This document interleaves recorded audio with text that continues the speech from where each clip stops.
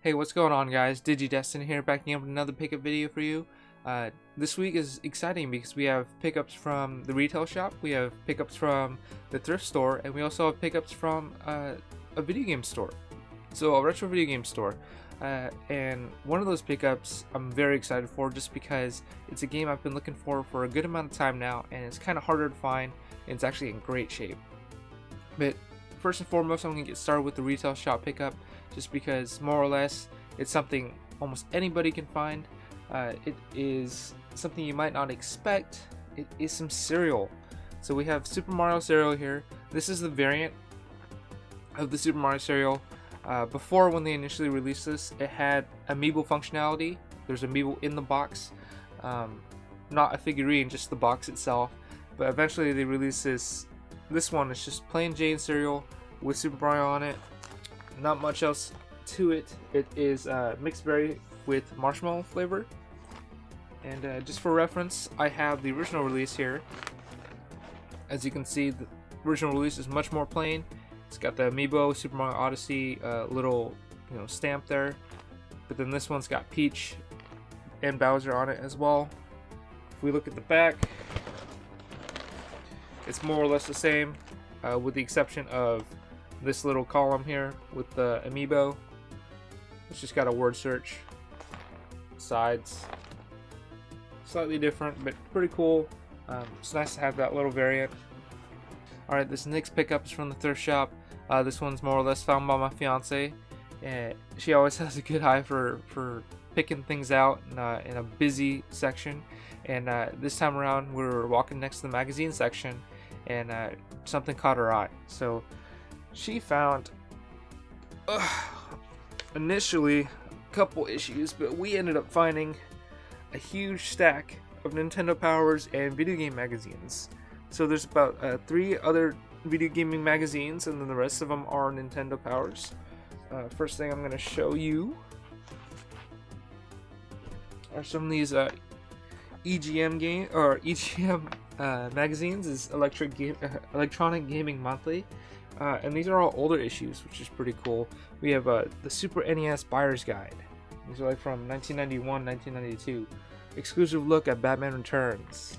And then we have the 1992 video game preview issue. So you got Turtles 4, you got Street Fighter 2. This is issue from March 1992. So it's very cool. Flip through, you get to see all the different types of ads. You got Ballast there. I think I just saw something that was pretty cool. Where is it? Look at this. EGM Express. Look at that. Nintendo releases specs on Super NES CD-ROM. That's awesome.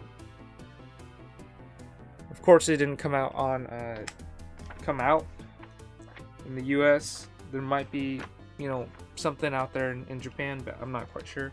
But it's cool seeing that type of stuff, that type of news, what kinds of things that you could have been excited for back in the 90s, back when these games were, prominent and booming. But yeah, magazines and editorials are just really fun to look through, really cool to find. As for the Nintendo Powers, we've got a huge variety. It spans from the newer issues to to older issues. It's pretty crazy. We got Donkey Kong 64, things like that, Star Fox 64. All of them are in pretty good shape. We have Star Fox, original Star Fox on Super Nintendo. We have Super Metroid, all in really good shape. Some of them have their posters. The Super Metroid has its poster here. We got other ones like F-Zero X, Ken Griffey Jr.'s, Major League Baseball, Super Street Fighter 2, Hybrid Heaven.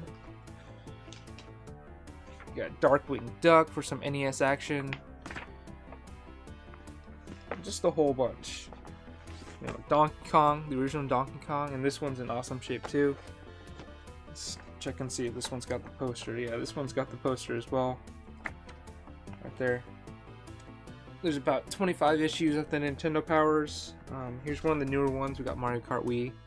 And it's pretty cool to see, it's always fun, as I mentioned, finding all this type of stuff and essentially revisiting those times of, you know, of these video games when they're most prominent. So with those Nintendo powers, we're coming down the home stretch. There's about 50 issues left that we need before we get the full set.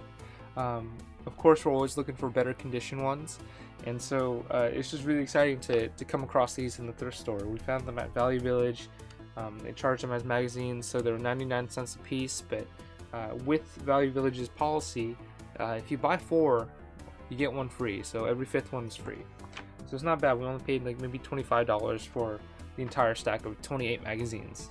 Alright, and the last pickup is from a video game store. It's from Another Castle Video Games. It's a video game store that's somewhat local to me, but that's the store I typically go to just because it's close by, it's convenient. There's very nice people working there, and the prices are reasonable enough for me to go and browse, but the trade-in values are what do it for me.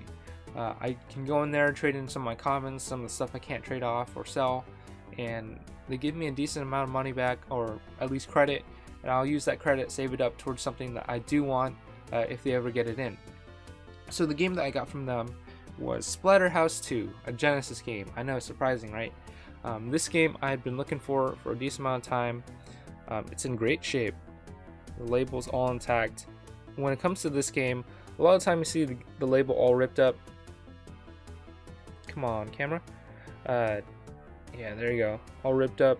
But this one's, I would say, like 99% intact, with the exception of that little nick there. But that's okay.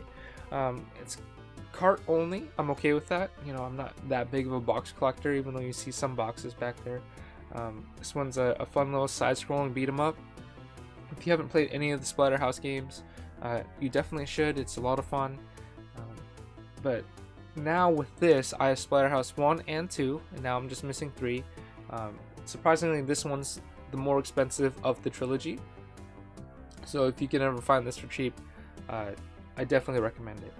This one, they had it priced at $99, which is kind of expensive, $100 for a cart. And I understand it can go for a little bit more than that sometimes on eBay. But the great thing about the store, Another Castle Video Games, is the fact that if you have an account with them, you get, I think, 10% off. So when I went to pick this up, instead of being charged $99 at a base price, it was $89 at a base price. I don't know how the math works out on that, but either way, $89 is not bad. But I also had trade credits stored up on the computer, on their account, and that way I was able to knock it down to $60. So I only had to pay $60 for this cart.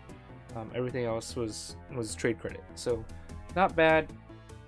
Definitely a price point that I would be comfortable paying, and you know, that's why I have it in my hand now.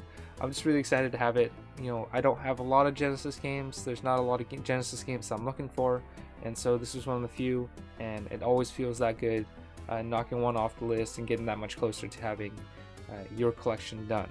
So excited about Splatterhouse 2. And those were all my pickups for this week. If you did like this video, please like, comment, and subscribe. I'm going to leave a link down below for Another Castle Video Games so you can check them out. But please check out some of my other videos. I have other pickups, tips and tricks, gameplay as well as streams. And with that being said, we'll see you guys on the next one.